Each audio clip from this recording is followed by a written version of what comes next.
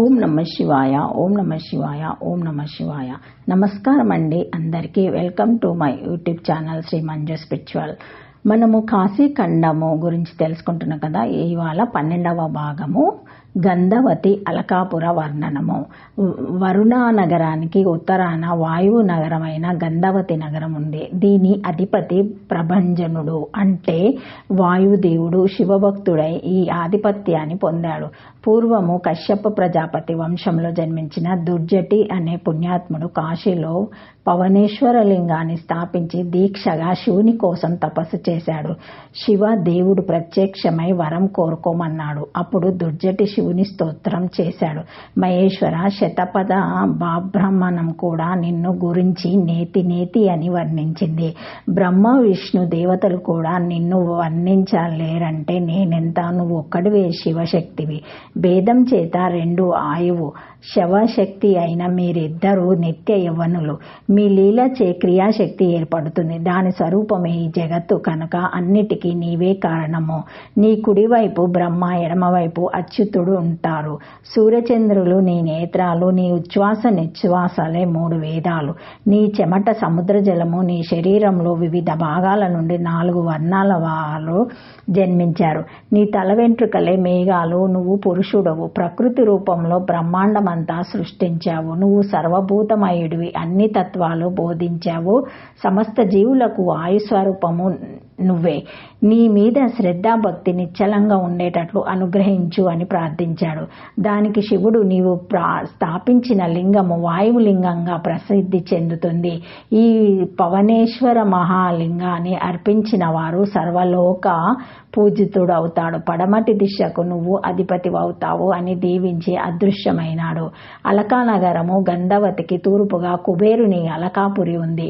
ఇతడు శివునికి మిత్రుడు కూడా. నవనిధులకు దాత, భోక్త శివశర్మ కుబేరుడెవరు? ఆధిపత్యం ఎలా వచ్చింది? శివమిత్రుడెలా అయ్యాడు అని ప్రశ్నిస్తే సమాధానంగా విష్ణుదూతలు ఇలా చెప్పారు.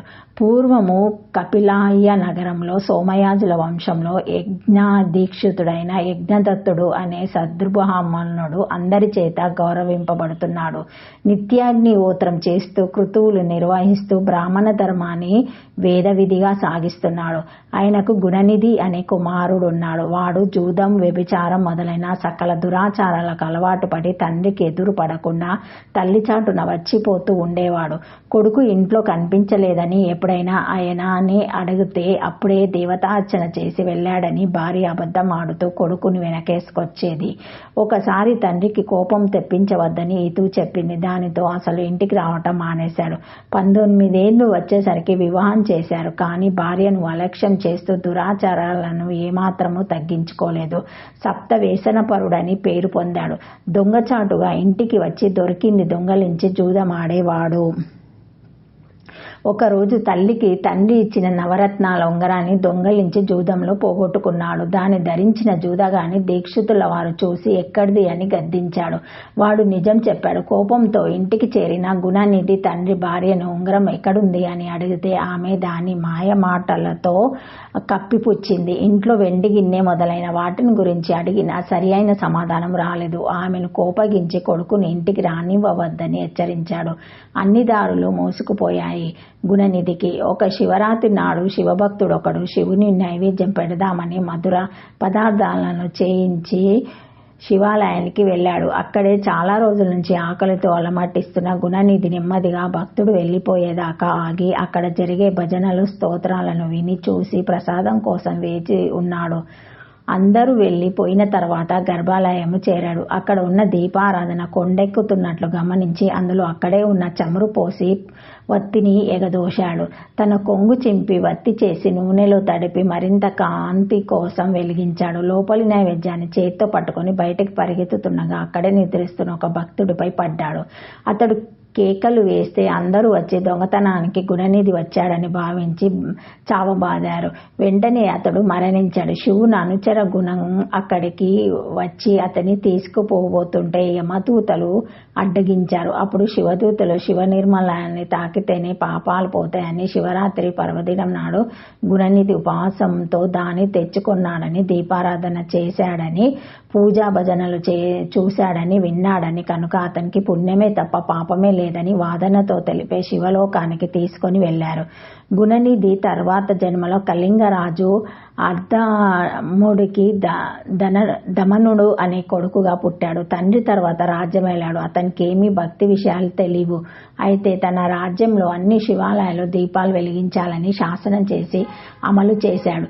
జీవించి ఉన్నంతకాలం దీన్ని అమలు చేశాడు. దమనుడు మరణించాడు. ఈ దీపారాధన పుణ్యం చేత అతడు అలకాపురంకు రాజయ్యాడు.